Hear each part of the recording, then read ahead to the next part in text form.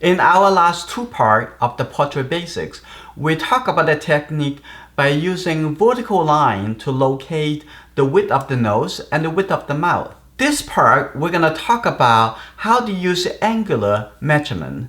Sometimes when we're too focused on one area of the portrait, and we probably forget or relate to the other part of the portrait.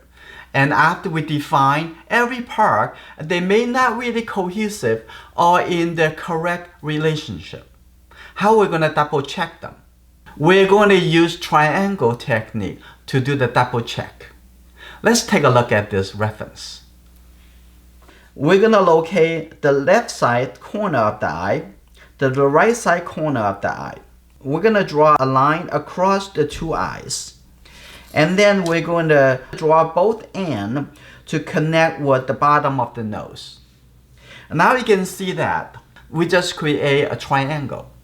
This triangle may not always reflect it. The left tilted line and the right tilted line may not exactly the same length. If the face directly facing to you, and which is the left side just like the right side like reflected. In that case, most likely, the left side of this line and the right side of this line will look very much reflected. If our face turn it a little bit to the left side, and you can see this side of the line will be shorter than the other side of the line. But anyway, we can use the angle of the line to confirm our drawing whether or not it's in exactly the same relationship of our photo reference. Compare the angle of the left side of the line and the right side of the line.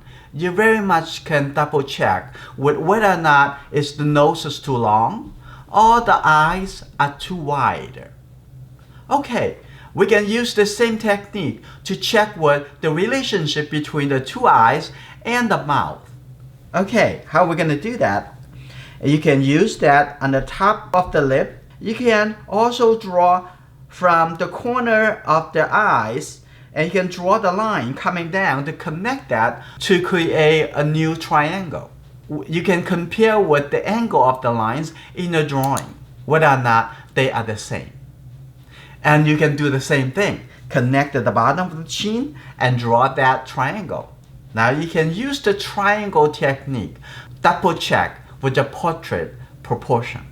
I hope this simple technique will help you to have more enjoyment in portrait drawing and painting.